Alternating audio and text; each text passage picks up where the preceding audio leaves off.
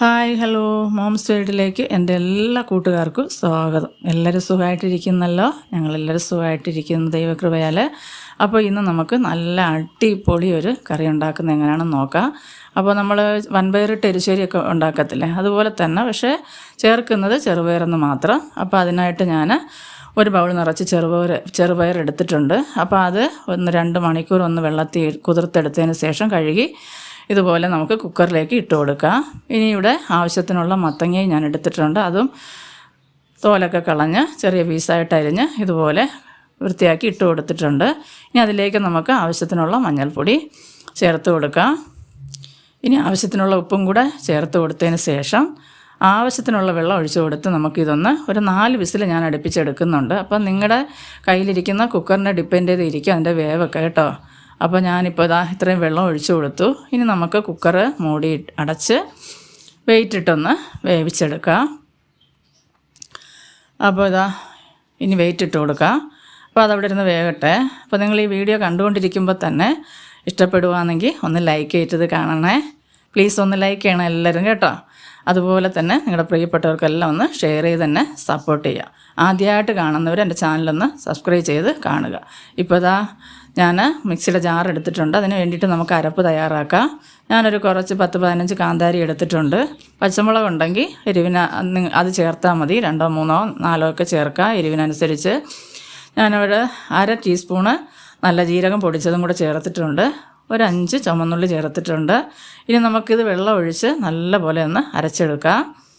അപ്പോൾ ഇപ്പോൾ നമ്മുടെ ചെറുപയറും മത്തനും ഒക്കെ നല്ല അടിപൊളിയായിട്ട് വെന്ത് വന്നിട്ടുണ്ട് കേട്ടോ. ഇനി നമുക്കിത് അടപ്പൊന്ന് ഓപ്പൺ ചെയ്ത് നോക്കാം.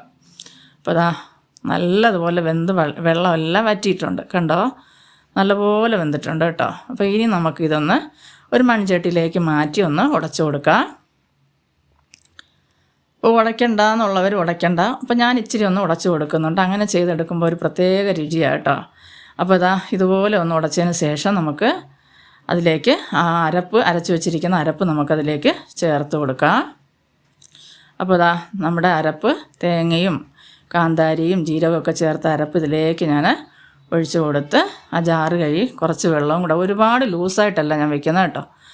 അപ്പോൾ ഇതുപോലെ ജാറ് കഴുകി കുറച്ച് വെള്ളവും കൂടെ ചേർത്ത് കൊടുത്തിട്ടുണ്ട്. ഇത് നമുക്കിതൊന്ന് മിക്സാക്കി കൊടുക്കാം. ഈ സമയത്ത് മിക്സാക്കിയതിന് ശേഷം ഉപ്പൊക്കെ നോക്കാമെന്ന് ഇതായി വരുമ്പോൾ ഉപ്പ് നോക്കിയിട്ട് വേണമെങ്കിൽ ഉപ്പും കൂടെ നമുക്ക് ചേർത്ത് കൊടുക്കാം. അപ്പോൾ നല്ലപോലെ ഒന്ന് ഇളക്കി യോജിപ്പിച്ച് ഒന്ന് തിളപ്പിച്ചെടുക്കണം. നല്ല ടേസ്റ്റായിട്ടോ. അപ്പോൾ ഇത് മാത്രം മതി ചോറ് കഴിക്കാൻ. ഒരു കലം ചോറുണ്ണാം, വയറ് നിറച്ച് ചോറുണ്ണാൻ പറ്റും കേട്ടോ. ഒട്ടും മടുക്കത്തില്ല ഈ കറിയൊക്കെ. അപ്പോൾ ഇതുപോലെ ഒന്ന് മിക്സാക്കി കൊടുത്ത് ഉപ്പ് കുറവാണ്, അപ്പോൾ ഞാൻ കുറച്ച് ഉപ്പ് കൂടെ ചേർത്ത് കൊടുക്കുന്നുണ്ട്. ഇനി നമുക്കിതൊന്ന് തിളപ്പിച്ചെടുക്കാം. അപ്പോൾ ഇത് നല്ലപോലെ ഒന്ന് തിളച്ച് വരട്ടെ.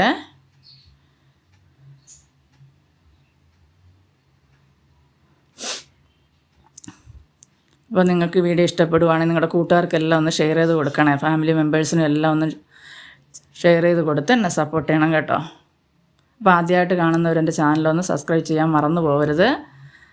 നിങ്ങളുടെ സപ്പോർട്ട് ഉണ്ടെങ്കിൽ മാത്രമേ തുടർന്ന് എനിക്ക് വീഡിയോ ചെയ്യാൻ പറ്റത്തുള്ളൂ.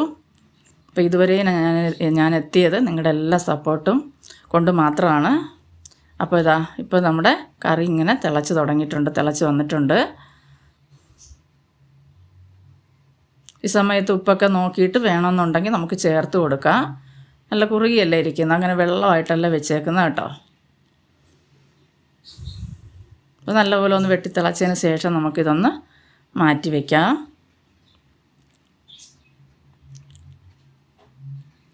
ഇനി നമുക്കിതിനായിട്ട് ഒരു താളിപ്പ് തയ്യാറാക്കാം. അപ്പോൾ ഞാനിവിടെ ഒരു പാൻ അടുപ്പത്ത് വെച്ചിട്ടുണ്ട്. അപ്പോൾ നല്ല വെളിച്ചെണ്ണയിൽ തന്നെ നമുക്ക് താളിക്കുന്നതാണ് നല്ലത്. അപ്പോൾ ഞാൻ അതിനായിട്ട് ഒരു 3 ടീസ്പൂൺ വെളിച്ചെണ്ണ ഒഴിച്ചിട്ടുണ്ട്. അപ്പോൾ എണ്ണ ഒന്ന് നല്ലപോലെ ചൂടായി വന്നതിന് ശേഷം നമുക്ക് കടുകിട്ട് പൊട്ടിക്കാം. അപ്പോൾ ഒരു 1/2 ടീസ്പൂൺ കടുകിട്ട് കൊടുക്കുക. കടുക് ഒന്ന് നല്ലപോലെ പൊട്ടിയതിന് ശേഷം ഞാനിതിലേക്ക് ഒരു 1.5 ടീസ്പൂണോളം എടുത്ത് വെച്ചിട്ടുണ്ട് അരി. നമുക്കതിട്ടൊന്ന് മൂപ്പിച്ചെടുക്കാം. അപ്പോൾ തീ ഇത്തിരി ഒന്ന് കുറച്ച് വയ്ക്കുക, ഒരുപാട് വെച്ചാലൊന്ന് കരിഞ്ഞു പോകും. അപ്പോൾ ഇതുപോലെ ഒന്ന് അരിയെല്ലാം നല്ല പൊരിഞ്ഞ് വരട്ടെ. നല്ലതുപോലെ മുരിഞ്ഞ് വന്നതിന് ശേഷം നമുക്കിനി ബാക്കി ചേരുവകളൊക്കെ ചേർത്ത് കൊടുക്കുക. ഇപ്പോൾ നമ്മുടെ അരിയെല്ലാം നല്ലപോലെ മുരിഞ്ഞ് വന്നിട്ടുണ്ട്. ഇനി നമുക്കിതിലേക്ക് ഞാനൊരു 3 ചുമന്നുള്ളി അരിഞ്ഞത് വെച്ചിട്ടുണ്ട്, അതിട്ട് കൊടുക്കാം.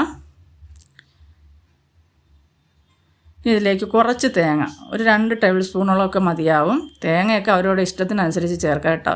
അതും കൂടെ ഇട്ട് കൊടുക്കുക. 1 2 തണ്ട് കറി ലീഫ് ചേർത്ത് കൊടുക്കുക.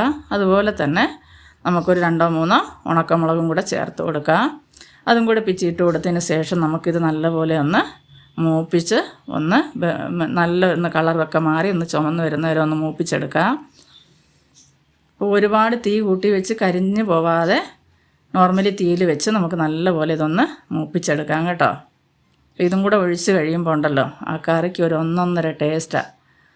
അപ്പോൾ എല്ലാവരും ഉണ്ടാക്കി നോക്കിയിട്ട് നിങ്ങളുടെ അഭിപ്രായങ്ങളൊക്കെ എന്നെ അറിയിക്കണം കേട്ടോ, കമൻ്റായിട്ട് അറിയിക്കാം. ഇത് നല്ലപോലെ ഒന്ന് മൂത്ത് വരട്ടെ. അപ്പോൾ നല്ല കിടുക്കാച്ചി ഒരു കറിയാട്ടോ. ഇപ്പോൾ അതാ നമ്മുടെ തേങ്ങയൊക്കെ ഏകദേശം നല്ലപോലെ ഒന്ന് മൂത്ത് അതിൻ്റെ നിറമെല്ലാം മാറി വന്നിട്ടുണ്ട് കണ്ടോ. ഇത്രയും മതിയാവും, ഒരുപാട് അങ്ങ് കരിഞ്ഞു പോകണ്ട. അപ്പോൾ ഞാൻ ഈ സമയം അടുപ്പൊന്ന് ഓഫ് ചെയ്ത് കൊടുക്കുന്നുണ്ട് കേട്ടോ. കൊടുത്തിട്ടാണ് ഒന്ന് കുറച്ചുകൂടെ ഒന്ന് ഇളക്കിയെടുക്കുന്നത് കണ്ടല്ലോ. അപ്പോൾ ഇത്രയും മതിയാവും. ഇനി നമുക്കിതാ നമ്മുടെ കറി തുറന്നിട്ട് അതിലേക്ക് നമ്മുടെ താളിപ്പ് ഒഴിച്ച് കൊടുക്കാം.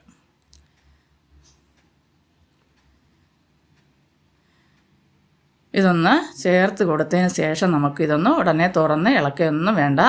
ഒരു 10 15 മിനിറ്റ് ഇതൊന്ന് അടച്ച് വയ്ക്കാം കേട്ടോ. അപ്പോൾ ഇതിൻ്റെ മൂത്ത തേങ്ങയുടെ മണവും വെളിച്ചെണ്ണയുടെ മണവും എല്ലാം കൂടെ ആ കറിവേപ്പിലയുടെ ചുമന്നുള്ളിയുടെ ഒക്കെ മുരിഞ്ഞ് വന്നതിൻ്റെ മണമല്ലേ, ഒന്നും പറയാനില്ല. അപ്പോൾ കുറച്ച് നേരം ഇതൊന്ന് നമുക്ക് അടച്ച് വയ്ക്കാം കേട്ടോ. അപ്പോൾ ഇപ്പം ഞാൻ ഇതിൻ്റെ അടപ്പ് വെച്ച് ഇതുപോലെ ഒന്ന് അടച്ച് വയ്ക്കുന്നുണ്ട്. ഒരു 10 മിനിറ്റ് 10 15 മിനിറ്റ് കഴിഞ്ഞതിന് ശേഷം ഞാനിതൊന്ന് ഇളക്കി യോജിപ്പിച്ചെടുക്കും കേട്ടോ. കണ്ടോ, ആ തേങ്ങയൊക്കെ ഇങ്ങനെ എല്ലാ ഭാഗത്തും കിട്ടത്തക്ക രീതിയിൽ നല്ലപോലെ ഒന്ന് ഇളക്കി യോജിപ്പിച്ചെടുത്ത് ഇനി നമുക്കിത് വിളമ്പി കഴിക്കാം. ചോറിൻ്റെ കൂടെ ചപ്പാത്തിയുടെ കൂടെയും കഴിക്കാം കേട്ടോ, നല്ല ടേസ്റ്റാണ്. കണ്ടോ, നല്ല സൂപ്പർ കിടുക്കാച്ചി കറി ഇവിടെ റെഡി ആയിട്ടുണ്ട്. അപ്പോൾ എല്ലാവരും ഇതുപോലെ ഒന്ന് ഉണ്ടാക്കി നോക്കിയിട്ട് നിങ്ങളുടെ പ്രിയപ്പെട്ടവർക്കെല്ലാം ഒന്ന് ഷെയർ ചെയ്ത് കൊടുത്ത് എന്നെ സപ്പോർട്ട് ചെയ്യും. അതുപോലെ തന്നെ നിങ്ങളുടെ അഭിപ്രായങ്ങളൊക്കെ എന്നെ അറിയിക്കുകയും വേണം. കണ്ടല്ലോ, നല്ല ടേസ്റ്റിലുള്ള കറി ഇവിടെ റെഡി ആയിട്ടുണ്ട്. അപ്പോൾ അടുത്തൊരു വീഡിയോ ആയിട്ട് കാണുന്നത് വരെയും എൻ്റെ കൂട്ടുകാർക്കെല്ലാം ബായ്.